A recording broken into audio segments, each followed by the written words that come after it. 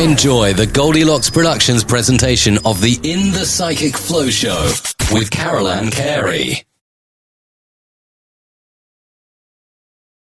Good evening. Welcome to In the Psychic Flow. I'm your show host, Carolan Carey. This is the wonderful show where we explore the magical and the mystical, all on In the Psychic Flow. We are talking to you from Sarasota, Florida. Well, I am anyway. We have a special guest tonight that we're going to talk about, and everyone is delighted to speak to him, meet him, and get little mini readings and hear about his background. And there's so much to talk about. I just wanted to point out our special guest is Mr. Mark Anthony, the psychic lawyer. His website is evidenceofeternity.com, correct, Mark? And we have, he has some wonderful specials going on, conscious of the COVID-19. Evidence of Eternity is right here.com. Mark is offering some specials, and he has some very exciting things coming up we're going to talk about. Near-death experience, he has special, that's live online. We also have, he has some special rates for 1 hour phone sessions. And he's continuing his 2020 visionary tour, calendar of events, and sheltering and taking into consideration the virus that is running around. Let me introduce the stellar Mr. Mark Anthony. Mark, it's so nice to have you on our show. Thank you so much for joining us on the Psychic Flow. Thank you, Carolan. It's nice to be here, and you know, thank goodness for the miracle of technology that we're able to interconnect. Now, you and I, you know, being mediums, we understand, as I'm sure many of your listeners do, that we're all energetically interconnected. And technology, particularly being able to do your show like this, is underscoring that. And it reminds me of something I read in one of the Harry Potter books. It was Hermione was talking to Ron and Harry, and she said, "Muggles created the internet because they don't have magic." Oh, that's good. That is really good. I thought that was a pretty cool line. Let me give a little history, and you jump in and elaborate or correct me if I'm wrong. Mark Anthony is a former criminal defense lawyer. He is a legal consultant now. You were on the Supreme Court and registered as I'm a member of the United States Supreme Court bar. I was not on the Supreme Court. Right, you weren't. I'm sorry, I didn't mean to. Yeah, and you were also on the bar in Florida. And I still am. Yeah, I'm a member of the Florida bar, the Washington, D.C. bar, and the United States Supreme Court bar. And yes, I was a criminal defense attorney, but I was also a complex civil litigation attorney. And then before that, I was a prosecutor.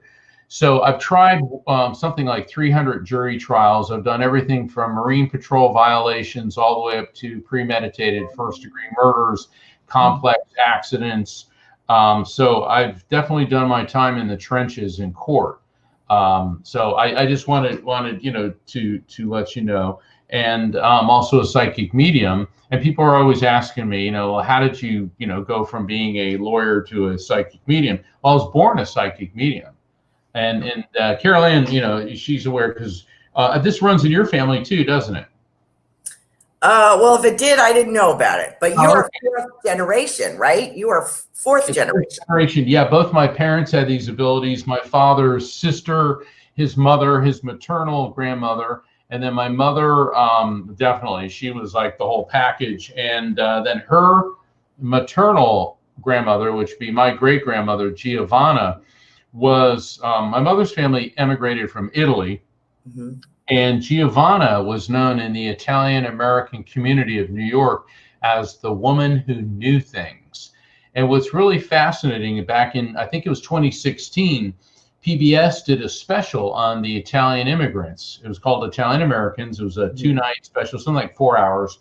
They actually did an entire segment on Giovanna, my great-grandmother. And it even was mentioned how she had these mystical abilities that people would come to her for various reasons, for, spiritual connections. And she was highly regarded in the Italian, the Catholic Church, and treated with the same type of reverence that people would treat like the Mother Superior of a convent. So on my mother's side of the family, this was looked at as a gift from God, and it was venerated. Whereas on my father's side of the family, they were from Pennsylvania and they were Baptists. In fact, my great great grandfather on my father's side was a Baptist minister and founded a church. And so there was a number of people within the family that had this ability, but they kind of kept it under wraps, because, it was one of those things that you just didn't talk about in those circles. Whereas the Italians are like, it's a gift from God, so. Well, I'm glad that they have the Italian hair.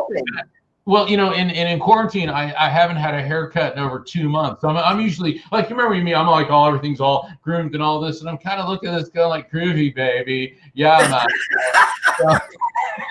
But I think everybody's going through that right now, and Yes. We are going through difficult times, and this is the time to use this technology to reach out and communicate with each other. And Carolan, if I could, for all the listeners, I know that most of us have elderly friends or relatives that we can't see right now, and these people are very frightened, and they're alone.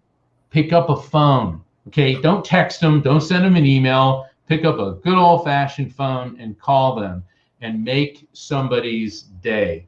And I try to do that every day. I go through my list, and you could actually even write them a letter too, because a lot of retired people, elderly people, the only thing they get in the mail are solicitations or bills. And Right. even if you just write a little handwritten note, you're going to make somebody's day. So, during this time of isolation, people are really feeling isolated. So. Right. And I'd like to interject, if they're nearby, they're not going out to the stores. If you're picking up toilet paper and paper towels, please pick some up for your neighbors if you can, if you got a stash, because when I came out into this, I had lost both my dogs, passed away, and one of them was very ill. So that night that I had him put to sleep, I walked out at 8:00 at night and everything was closed. There was nothing, all the stores were closed. There's nothing to get anyway.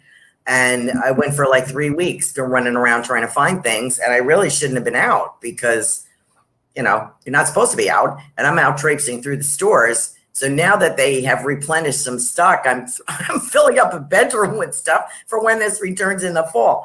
But I also have a bunch in my car if somebody I know needs it.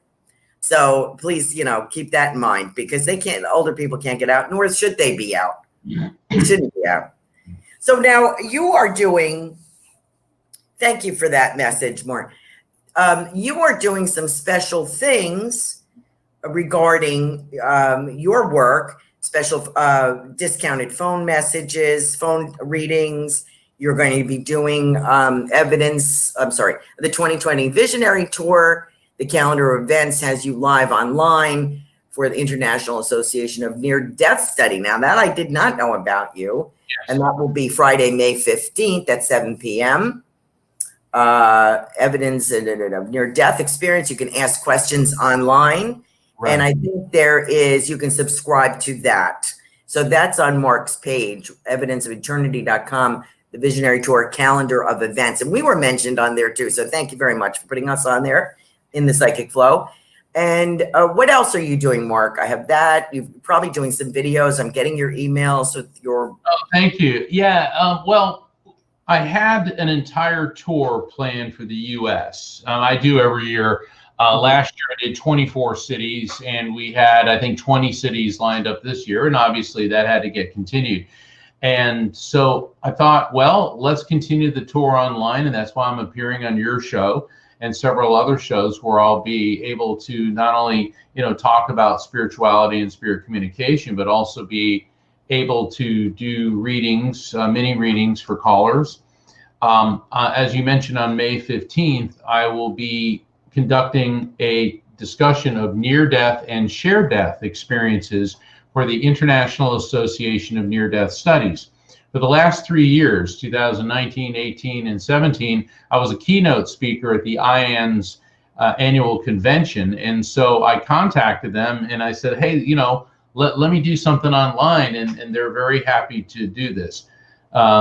And so that one, though, people have to buy tickets to. Here's the thing. If you go to my website, evidenceofeternity.com, and go to the calendar of events, it'll bring up what I'm doing month by month. And with IANDS, all the proceeds are going to IANDS. And you can become a member. And so if you're a member, then the tickets are $10. If you're a non-member, it's $15. IANDS is a fascinating organization. It's headed up by scientists and doctors who study the survival of consciousness and people who, like myself, have had a near-death experience where your consciousness leaves your body. And so this is where we're actually developing scientific proof for eternal life and the afterlife. So IANDS is a beautiful organization, and I can't say enough good things about it.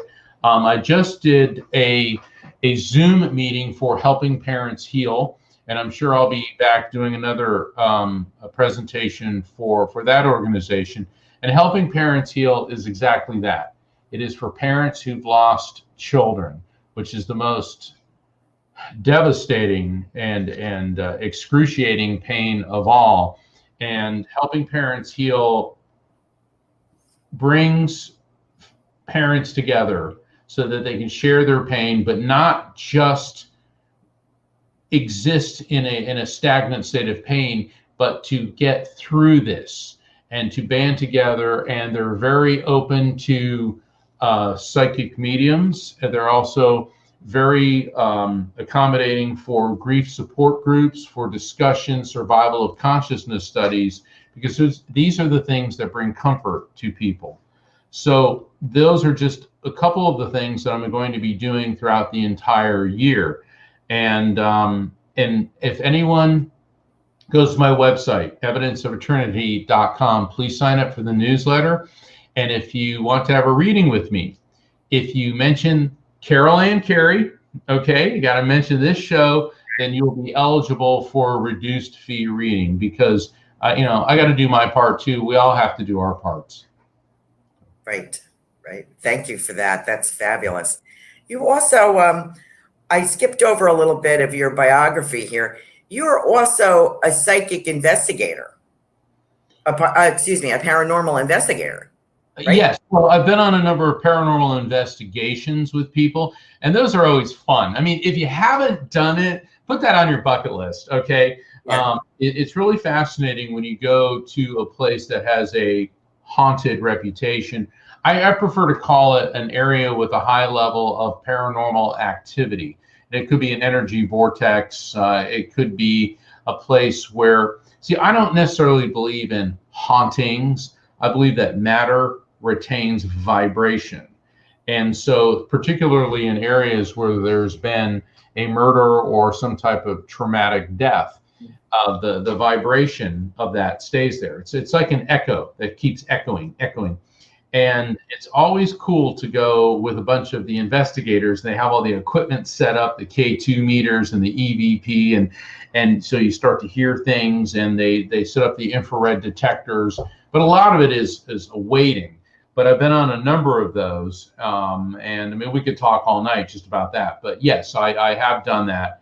And I've also worked with police on cold cases, doing readings for victims' families to see if we can get enough information from spirits to lead the police on the path to find admissible evidence, which can then lead to an arrest of a killer. And I've been able to do that on a number of occasions. And do you feel that because you have been a lawyer and so involved in this, and an excellent psychic medium as well, the police trust your evidence that you give them, or from spirit, or what you give them? Do you think that they trust you more than they would trust somebody like me? I'm smiling only because the police are very leery of psychics, And it's funny because the official party line is, "Oh, we don't do that," but then behind the scenes is a whole nother matter. And I was on the TV show The Doctors on CBS, and that's where I did a reading for a family in a cold case. And as I explained to them that psychic intuition is not admissible in court. I mean, because I have people on social media send me all these idiotic questions like, do you get the spirit to testify? It's like, yeah, right. And I mean, I don't mean to be facetious, but come on, folks. Yeah. We've all heard of the term hearsay. Hearsay is an out-of-court statement offered to prove the truth of the matter asserted. So in other words, if there's a statement made outside of court, it is considered hearsay and inherently unreliable. Therefore, it's not admissible. And then there are, I think, 23 exceptions to the hearsay rule, and I'm not going to bore you with a crash course in evidence. But one of the key components of getting around hearsay is whether the statement can be cross-examined. Now, clearly, I can't go into court and get a spirit to appear on the witness stand so we can. So you would have us believe, you can't do that. But where psychics come in handy in investigations is while psychic intuition is hearsay, and while what I bring forth from the other side or what Carolan brings forth from the other side cannot be admitted in court, that doesn't mean that we can't get information that can point the police in the direction, put them back on the trail. When a trail goes cold, we can heat it up again. And so then the police can be tipped off, and then through proper law enforcement procedure, they can find evidence which is admissible, which can lead to an arrest. So basically, we're sort of behind the scenes, and we can help that way. So that's how psychics work with police. Do they trust me more? Yes, because they tend to feel that I'm credible because I've had a background in the legal profession. Right. So yes, but it's always difficult when you're working with a group of people who are overtly hostile toward what we do. Mm-hmm. You have several videos on your website, which I have to say it just shows you in action. It's absolutely amazing, and it's a wonderful, wonderful thing to visit on your website if you would be interested in that, listeners and viewers, because Mark is amazing. My favorite is the one, I think it was a reenaction, of you approaching a crime scene, or you were called to a crime scene or an arrest. Wasn't there something about that? I thought it was a reenactment, but it was something about that. And there's a few other ones. You were on several TV shows, interviewed on several TV shows, but also some gallery situations like you did at Sarasota Center of Light. My favorite being Rock and Roll Heaven. Absolutely. Yeah, I mean, that blows me away. Yeah, Rock and Roll Heaven. That was one of those nights. My manager, Rocky, he travels with me. In fact, I was doing a Zoom meeting with her on another matter earlier today, and she organized a film crew to be at an event because, it's like if I could have a film crew with me on every event, I'd have a whole stockpile of videos. But if people go to my website, you can go through my website to my YouTube channel. And on my YouTube channel, I've got, I think, probably over 100 videos now, clips of me on television doing readings at private venues, at the Edgar Cayce Center, at IANS, at many different locations. And also, being interviewed on different aspects of spirit communication, near-death experiences. So it's always very rewarding when we're able to catch those aha moments on film. And it's interesting, Carolan, when I'm on TV, it's live, and I've only got, there's a 7-minute segment, and then there's 4 minutes of commercials, and then there's a 7-minute segment, and I'll be in the middle of something, go, we're going to a station break, and it's like, and I got to hold the spirits there, and then the people are, and it's funny because spirit communication does not happen in 7-minute segments. Spirits are going to communicate what they communicate.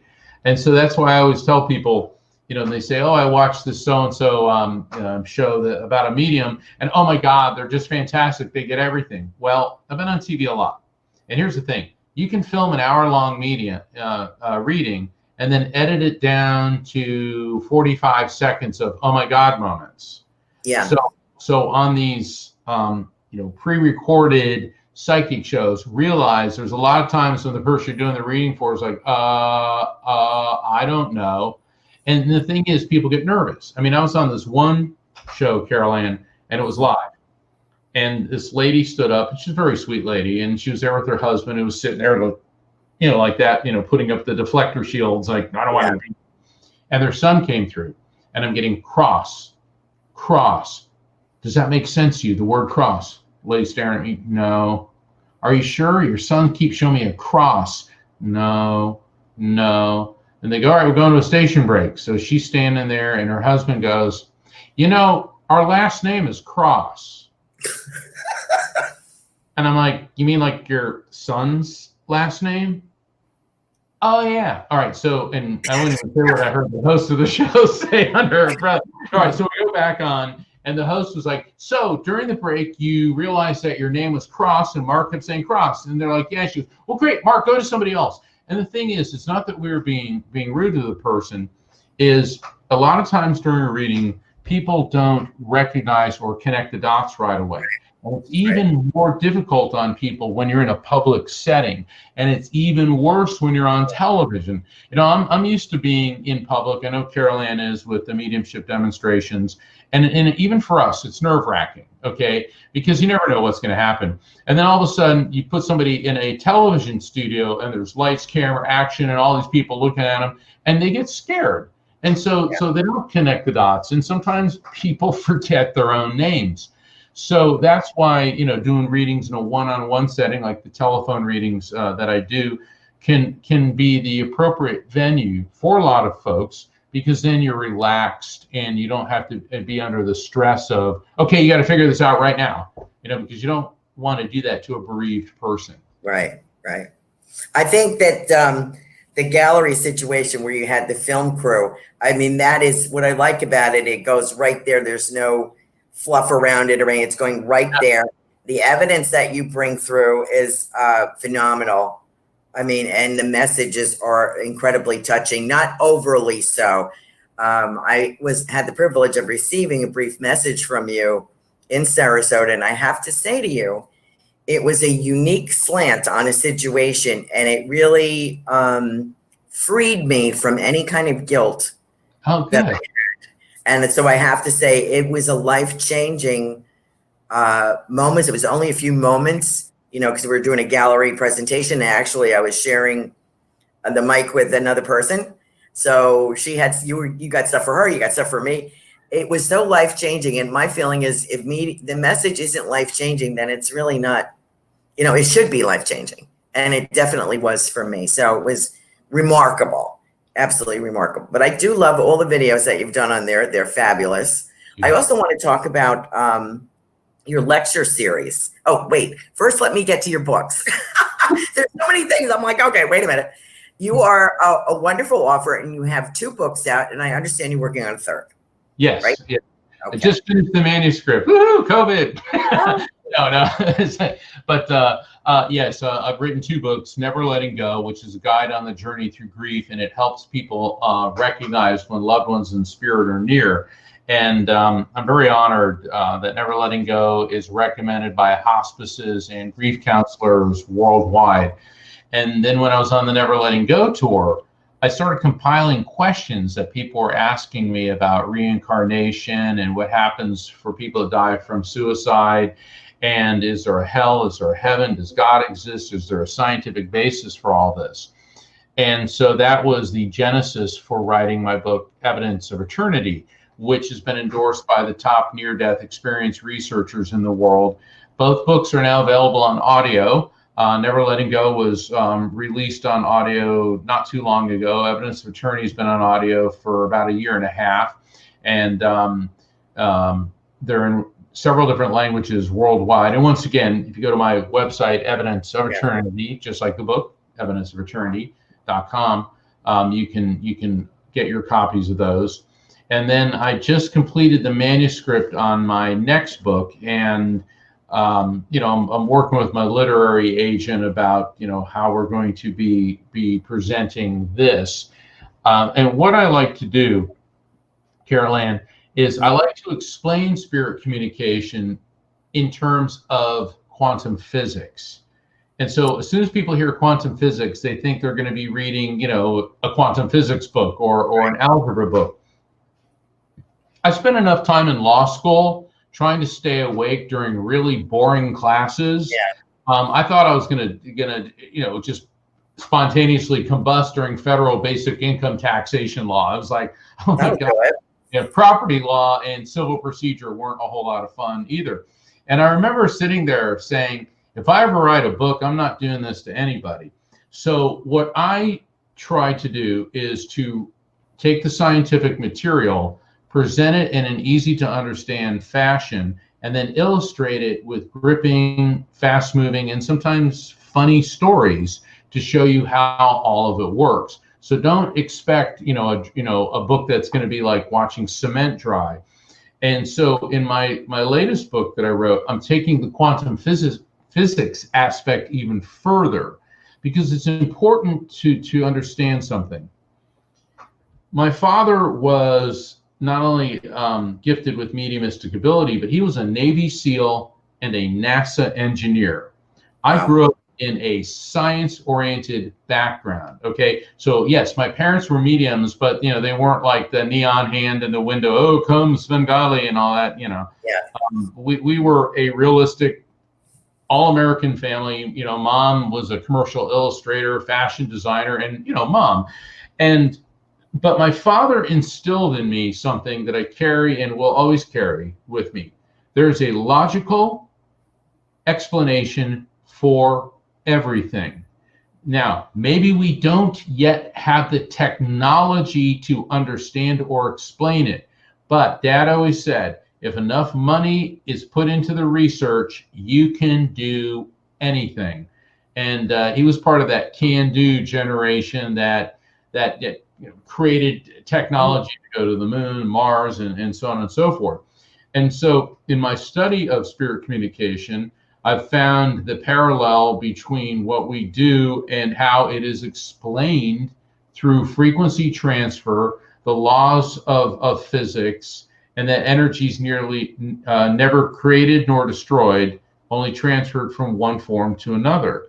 And so spirit communication, the afterlife, is explainable in scientific terms.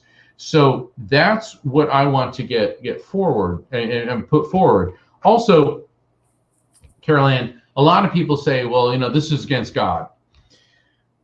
You saw my lecture in Sarasota. I discuss scripture, and I discuss how people in the Bronze Age and the Iron Age would have come to various conclusions about things. For example, Passover was a couple weeks ago, and we all know, we've all seen the movie, probably the 10 Commandments, where Charlton Heston, aka Moses, goes to the top of Mount Sinai, and he encounters God in the form of a bush that burns yet does not burn.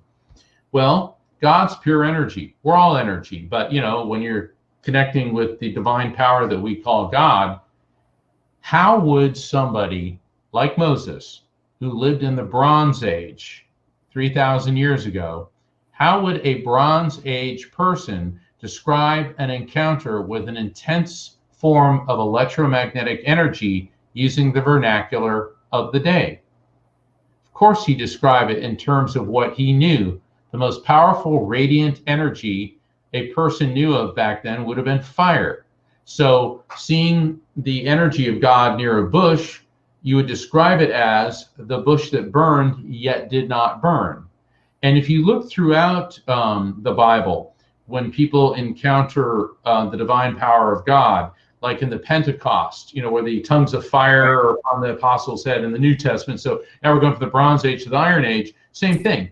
If you look at people's crown chakras, they have this little flickery appearance. How would you describe that intense form of electromagnetic energy in the Iron Age? Well, as a tongue of fire. And so I could keep going with examples, but the thing is, that's why faith in science should not be mutually exclusive. It's that now we have the technology to explain what people of faith have been encountering and describing for millennia. You are a fascinating teacher, Mark. It was a wonderful presentation on the Star of Bethlehem, which was the mystical star, as you went into all of it. Yeah, the mystical magi and the mystery of the Star of Bethlehem. That's one of my ancient mystery series presentations. One of my others that crowds really seem to enjoy is Rulers, Royals, Psychics, and Spirits. And those are mystics behind the thrones.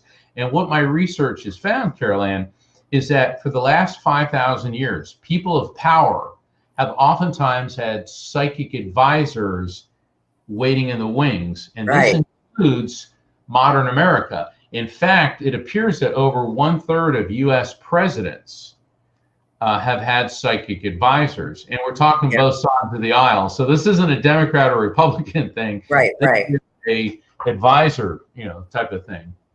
That's amazing. That's what they should be contacting you for, Well, I would like to work with a president who would actually listen to me. So yeah. Yes. Yeah. Well, you have a wonderful lecture series. Because, it's like, I wouldn't want that job. No. I mean, would you be president? I'd rather be CEO of Disney. I think that would be a lot more fun. You'd make a lot more money, and you get a lot less bad press. Yes, that's true. That's very true. Are you, now that we're in lockdown, I don't know how much longer this is going to go on. That might be a question that comes up here. We had people booking up here that would love to ask you some questions. One more thing I want to ask you about is, just went out of my head. Were you going to video any of these lectures that you do now, since this has been curtailed, or because you're a phenomenal teacher? I mean, they really would be, I could see you as a marvelous college lecturer, teacher. What's with that? What do you think of that? Well, actually, several of them have been filmed because I presented them at the Edgar Cayce Center, the Edgar Cayce Association for Research and Enlightenment, and people can download them. You do have to become a member of the Edgar Cayce, ARE, and you can purchase, or however they do it. Also, IANS, International Association Near-Death Studies. So a number of my presentations have been filmed, and what's nice when IANS and Edgar Cayce do it, it's done with high quality cameras. It's not like, someone standing there with their cell phone. I mean, this is, the lighting's good, the sound is good. And they tend to do a 3-camera shoot, which is nice. I mean, not always, but they do, because I give these lectures and I incorporate them with PowerPoint presentations. Which were beautiful, by the way. Absolutely stunning. Thank you. I'm working, now that I'm not on tour, I'm working on one called The Healing Power of Spirit Communication. Wow. And the Helping Parents Heal has asked me to present that apparently next year at 2021. And then another one of my ancient mystery series, I have it scripted out, I'm working on, is The Mystery of the Shroud of Turin, which is a really fascinating one I want to see. I can't wait. Yeah, that one is so amazing. And I try to maintain objectivity and neutrality in these things. My job as a lawyer, as the psychic lawyer, and as a teacher, is to present the evidence and let the recipient decide. Because there's a lot of people, particularly with the Shroud of Turin, it had been carbon-14 dated, I believe it was back in the late 1970s. Right. And it showed that it dated from the medieval period. I think around the year 1200, and somewhere 12 to 1400. So, of course, the skeptics all came and said that it's a fraud. Well, then it was discovered that the areas, to carbon-14 date something, you have to take a piece of it and burn it. And this is the Shroud of Turin, or it's supposedly the burial shroud of Jesus. So, burning a sacred relic or a part of it is, a big sin in the Catholic religion. Well, the Shroud of Turin had actually been in a fire, and Right. part of the outer edges were burned. And so nuns back in the Middle Ages, they sewed a border around the damaged areas. And so some textile experts started examining it, and they put forth evidence that the medieval fibers were woven in with the 1st century AD fibers. And so there was another analysis done of it, not a carbon-14 dating, but an infrared scan and testing for body fluids and different chemicals. And they found pollen traces that of plants that only grow in the Middle East, which would mean, the area around Israel, Judea, and also that seemed to be a fabric that dated from the 1st century AD. So now this puts it back into that camp, and that's just one of the things that I'd be addressing during that. So it's fabulous, because as science evolves and as things, mistakes are uncovered or misinterpretations are uncovered, the truth is coming out, or a new truth is coming out. So I would very much, and I've always followed that. I would love to see that lecture. So you are just the bomb, Mark. You make everything very plain and simple for everyone to understand. And thank you for sharing your wisdom and your expertise with us. How do you feel about taking a few calls? That'd be great. It'd be great. Do you want me to read them to you? Is there any way I can hear the person's voice? No.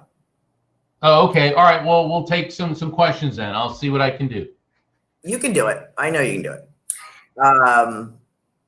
Kelly Jo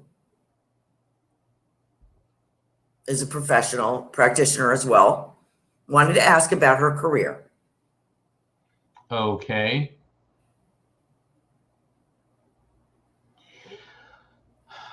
The reason when I exhale like that, I'm centering and focusing. I know you understand that. It's, because a lot of times people think we're, it's what I'm getting is nothing new is going to be happening till October. It's like I just see hitting a dead end. And then in October, I'm seeing I'm not seeing a change of career. I'm seeing an elevation in the career that she's in right now is what I'm getting about this. And is Kelly Jo's mom on the other side? Because I'm picking up on a maternal energy, and that doesn't necessarily mean a mom. It could be somebody else on the maternal level. Okay, and because there's a woman coming through that I'm getting a lot of pains and circulation issues in my fingers, which are indicative of this woman suffered a lot from arthritis and joint pain, ligament inflammation, and God, now I'm getting it in my hips and my legs, all my connective tissue, all my joints are hurting. Okay. Now, the reason for the benefit of the listeners, the spirit's not in pain. These are identifiers that this pure consciousness brings forward. Okay. And what she's telling Kelly Jo is that this period of lockdown that we're all going through is a chance for her to reevaluate. And she's at a crossroads between her spiritual path and her material world job. And it's funny because this woman said, and you already know which one you're going to be taking. So it appears that she's going to be heading more, concentrating even more in the spiritual vein. But the fascinating thing about this is that she's going to need business acumen, because it's not just going to be doing readings or whatever it is that she does in the spiritual realm, but there's going to be an actual business that she's creating out of this. And it seems like it's going to have multi-facets to it. There's like a publishing end, an education end, and there's also going to be like a counseling, a one-on-one encounter and a group encounter end. Does that make any sense for Kelly Jo? Kelly Jo is a paranormal investigator, a medium psychic. She does house cleansing. She does everything. She's a natural born and supported by her parents, much like you. And I've had her on the show a few times. She's fabulous. Any information I need, she's my go-to person, one of my go-tos. So I'm sure she will appreciate that, Mark. Thank you very much. Because we all need to reevaluate. That's the one thing this virus is doing. We are all reevaluating what we're doing. Okay, so Crystal Skeens, Skeens, I would love a spiritual visit from my brother Joe.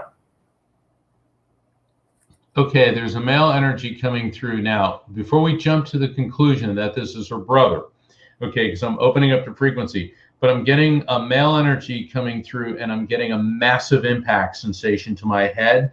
Now, what that indicates to me is that his passing was unexpected, abrupt. Let me go a little bit deeper here.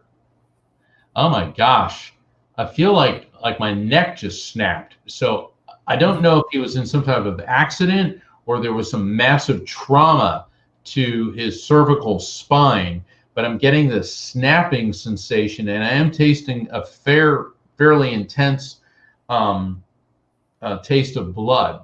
So this could be an internal hemorrhage as opposed to a massive bleed out, but I'm getting this shock wave, which is indicating to me abrupt, unexpected, and definitely involvement with his neck. Do you know if there's, can she validate that?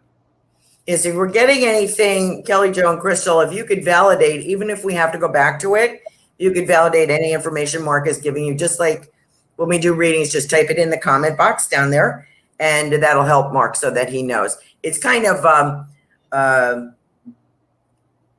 I'm likening doing this way is sort of like going out the door without thinking, do I have my underwear on or not? Because yeah, see, you know what I mean? Normally, you know, because I really need to tune into the vibration of the person, tune into the other side. Yeah. And I know this sounds, I don't want to say cliche because I don't like saying that, but this spirit keeps referring to Crystal and saying, Sacred Heart of Jesus, Sacred Heart of Jesus, Sacred Heart of Jesus.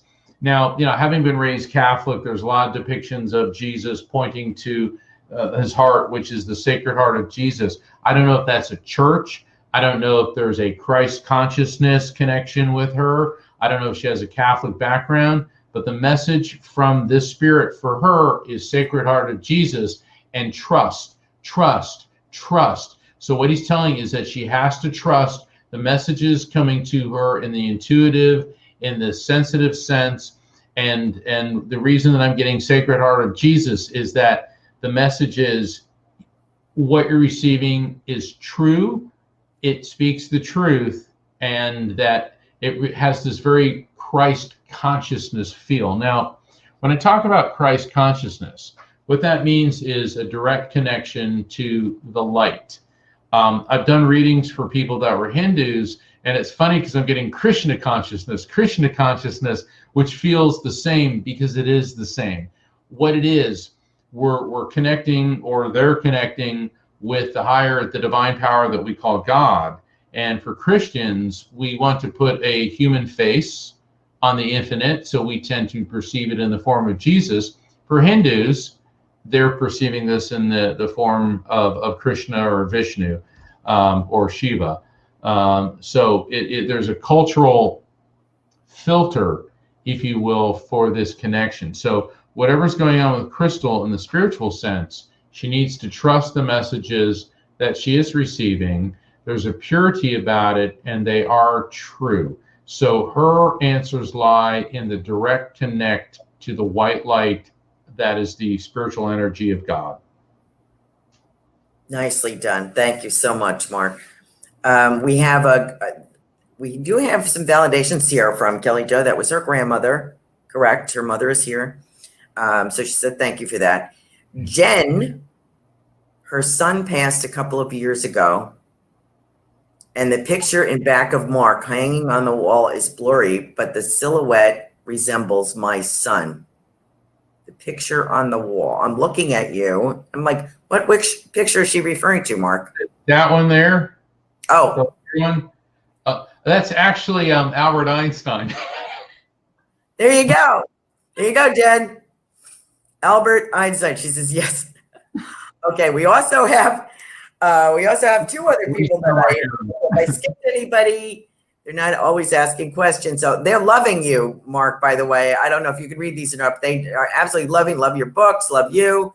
Lori is asking, Mark and Carolan, any message from my friend Paul? Well, the male energy that's coming through, I'm feeling this draining sensation through my body, and a draining sensation indicates to me that his passing was not a quick thing, that it took some time. and I'm getting this numbness in my mouth, and I'm feeling this terrible taste. So there's a metallic taste, which is an indication that there was a lot of medications involved toward the end with his passing. I'm also getting these little electrical shocks out in my head going through my body. That indicates there could be a neurological component to it, possibly a stroke or a series of mini strokes. And the weird thing is, on my fingertips, I feel this numbness and tingling. It's like he was losing control over his voluntary nervous system throughout his body. Is there any way can she validate whether that makes sense with Paul or another male closely connected to her? Now I'm feeling this weird sensation in my hand. Does that make any sense? Lori, let us know in the comments below, please. I'm sure it's going to be validated. I'm not concerned about that, but let's see what we got. Hi, Laura. My boy.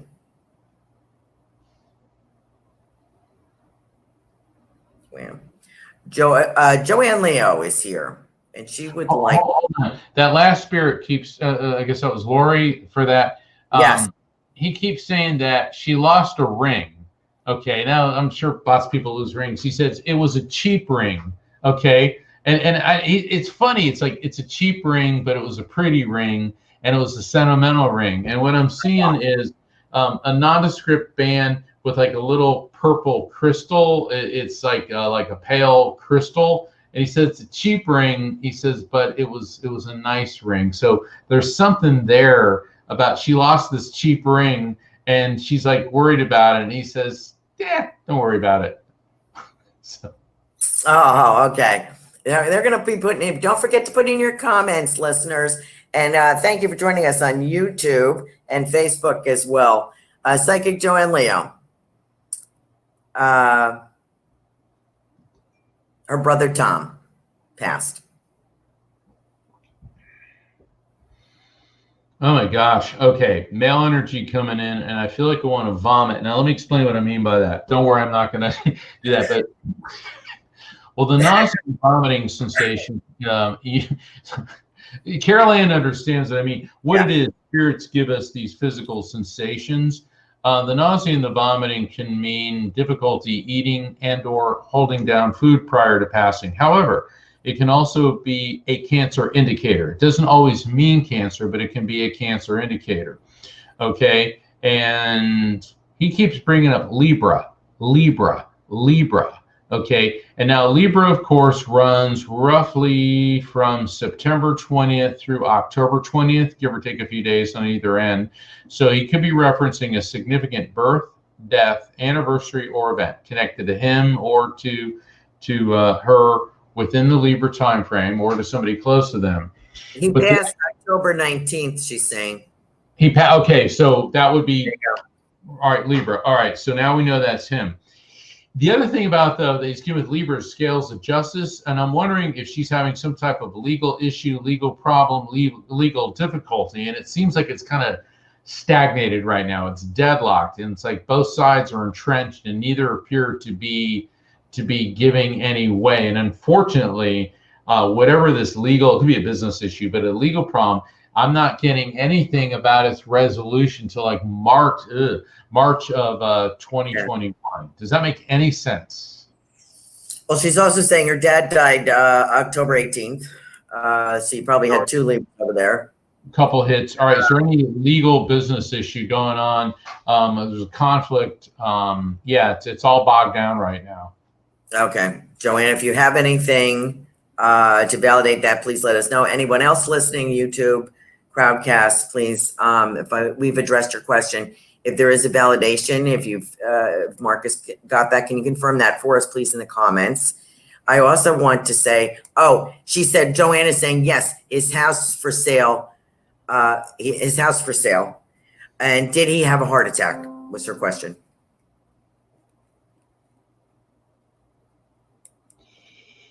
Well, what I'm getting is immediately this pain in my head. Now, we got to be careful here, because that could be like massive blood pressure surge, which would be with a heart attack. But what I'm getting is the stroke heart attack combo. Yes. Okay. Yeah, you're getting that too. Yeah, that's always. Let me tell you, the stroke heart attack combo. That's the other a lot. welcome. Okay, and so, but also he did not suffer. It's like ow, ow, and then that was it. So he wants her to know that he did not suffer. Thank you. Joanne says, thank you very much. That makes a lot of sense. And he keeps bringing up the silk scarf, the silk scarf, the silk scarf. Now, I know lots of ladies have silk scarves, but he's bringing up silk scarf. Does silk scarf make sense in any way for her? It says true, Mark. True. Okay, great. All right. Lisa Johnson is asking anyone in spirit for her, or is she going to be doing any teaching?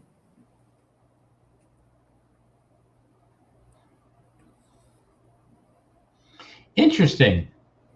I keep seeing her surrounded by a bunch of young children. Now, you got to be careful jumping to the conclusion, because that could indicate, well, maybe she'll be teaching kids, or that she may be doing something in some other capacity with a lot of children. Does that make any sense with her? Lisa, if so, put it in the comments. We don't know yet, but it's possible. We don't know yet. It's possible. Is that what she said? She's open to anything. Well, I keep seeing kids, and I keep seeing like stuffed toys like giraffes and teddy bears and things like that. So that feels like she may be doing something with children a lot.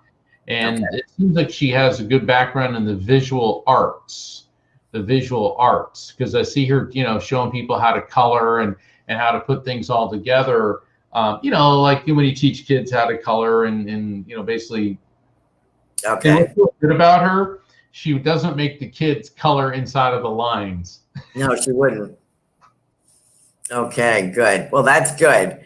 I had somebody else here who had a daughter. At least says hi to you both.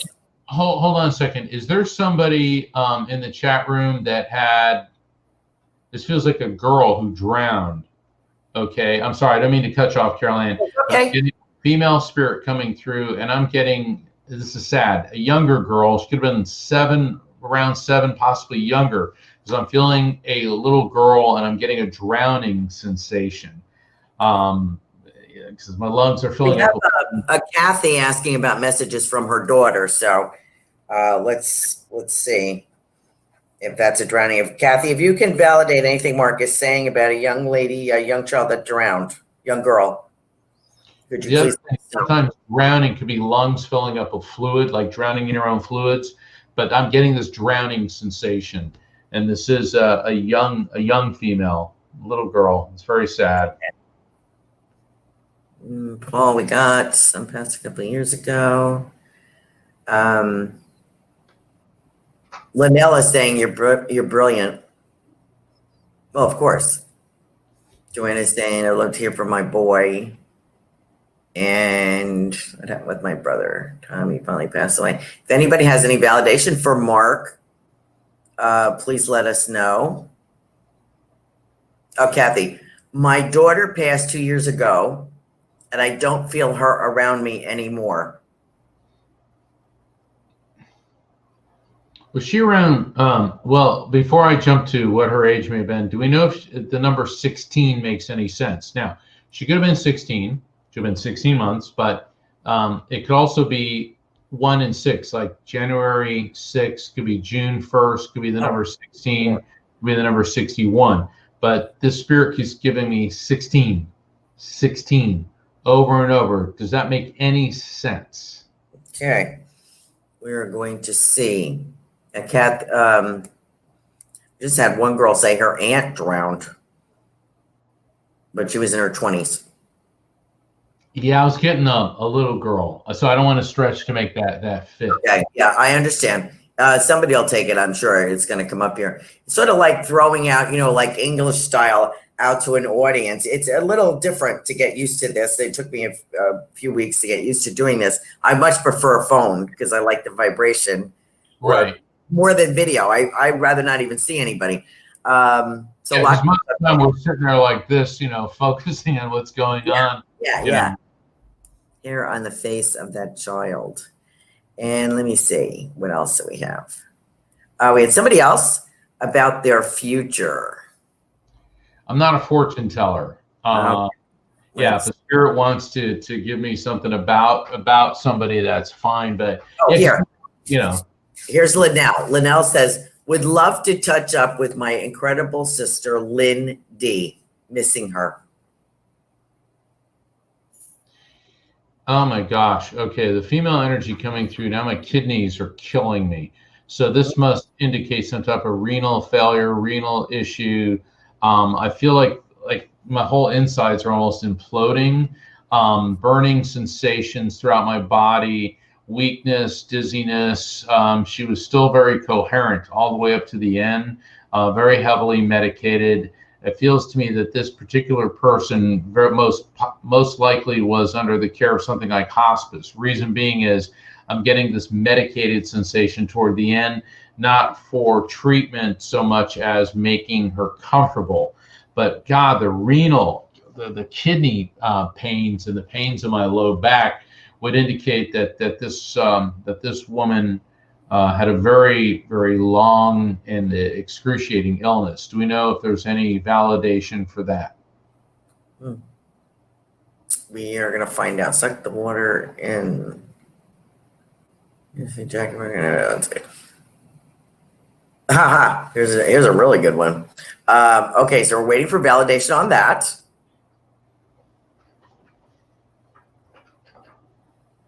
Okay, now here, I want to see how you handle this type of question, because this kind of drives me nuts. Darla, Love Mark, can you tell me the song I sang to my son when he passed? I want to see how you respond to this. You know, that's more the type of thing we'd have to do in a one-on-one, because, see, why do you do that? Let me explain why. When people go into spirit communication, there's something I call the no, no, no syndrome. And it's like when people just say no to everything, you create an energetic block. It's the same thing when you go in with, I want, I want, I want. I want you to tell me this, okay? And it's not that you're doing anything wrong, but that angst is another form of the no, no, no syndrome because it creates an energetic block. And to get back to an earlier thing we were talking about, that's why, like working on cold cases, you know, if I'm doing a reading for a victim's family, they're all like, I want to find the killer. I want this. And they're, I want. And sometimes the spirit will come in and not even address their murder. They'll be talking about other things. So it's not that he's not projecting that. It's just that there's a block to it. Okay. And if I get a song, I'll let you know. But that's usually not how that works. Carolan, what's your take on that? Just like psychic Joanne Leo, who is a psychic numerologist, is on here. She said that sounds like testing, and I agree. That sounds like testing. How do you answer somebody, skeptics or somebody who's testing you more? Like, you know, instead of being grateful, or I don't mean that, but like in a gallery situation, like, and they're just asking to touch in with a loved one. When someone asks a question, like, it's like you have to prove what. Well, yeah, you know, check your expectations at the door. Let the reading flow. The information that needs to come through will come through. But if you go into it, I want this, because I've had people say, well, until I hear this, I won't believe you. Okay. And I've given them 50 things that are right on point, but there's that one thing that they wanted to hear. I remember I was doing a reading for this one lady, and she goes, well, there's a sign. And I go, well, your son keeps showing me birds. No. And I said, well, what is the sign? He was supposed to show me a feather. And I'm like, well, wait a second. What are birds covered in? No, that doesn't count. And it's like, you know, and so that's why, because that I want, it basically pollutes the energetic field. You know, because a lot of people, well, tell me that. Hey, here's a better one. If they can do that, instead of like what song they sang or what feather, why don't they just give us Powerball numbers? Okay. Right.